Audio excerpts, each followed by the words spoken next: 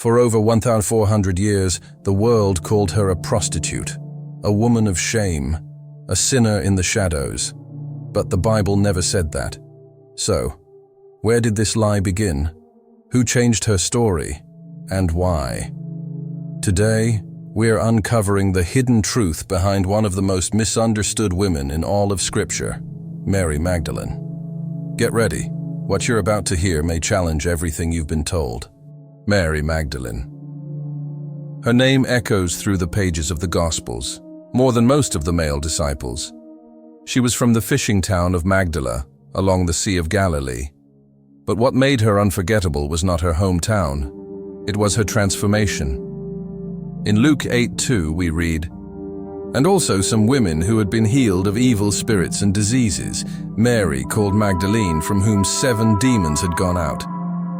7 demons, not 7 sins, not 7 lovers, 7 demonic oppressions, spiritual torment. Jesus set her free, and from that moment, she never left his side. She followed him, supported him financially. She was there at the crucifixion. While the male disciples ran in fear, she watched him die. She saw where they laid his body, and on the 3rd day, she became the first witness of the resurrection. But if Scripture never calls her a prostitute, why do so many believe she was? Let's rewind history. The year, 591 AD, the place, Rome. The voice, Pope Gregory I, later called Gregory the Great. In a famous sermon, Gregory made a bold and devastating claim. He fused 3 different women into one: Mary of Bethany, the sister of Martha and Lazarus, the unnamed sinful woman who anoints Jesus' feet in Luke 7, and Mary Magdalene. To him, they were all the same. And the unnamed woman in Luke, a prostitute.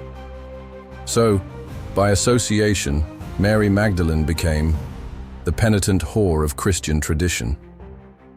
But here's the truth. The Bible never makes this connection.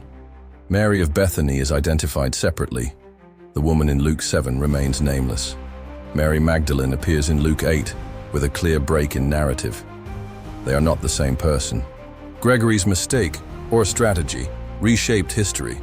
For over a millennium, she was remembered not for her loyalty, but for a label she never earned.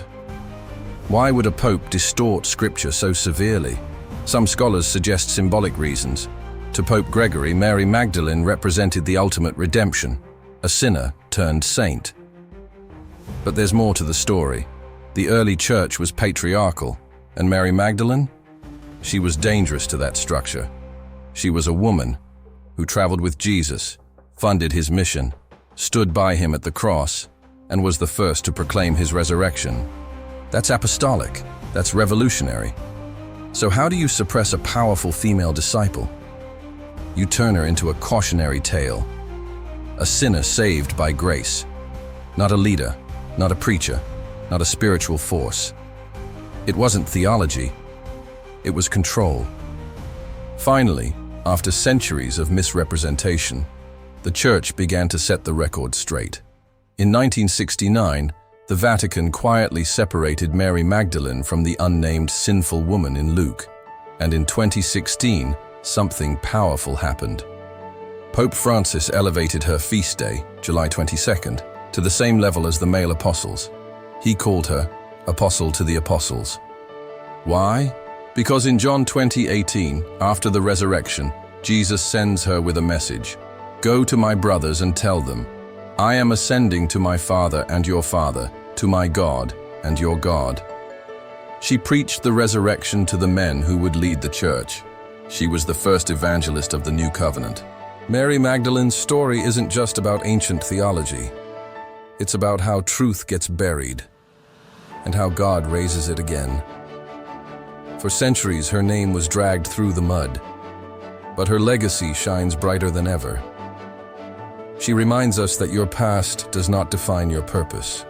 You can be broken, misunderstood, even lied about, and still be chosen to carry the greatest message of all time. Jesus chose her. He called her by name. He trusted her to speak truth before Peter, before Paul, before anyone. That's not the story of a prostitute. That's the story of a pioneer. If you've ever been labeled, misjudged, or pushed aside, remember Mary Magdalene. Her name was twisted, but the truth could not stay buried. If this truth lit a fire in your heart, like, share, and subscribe for more revelations that break religious myths and reveal biblical truth. And drop a comment. Truth over tradition. Because here, we don't just tell stories, we resurrect them.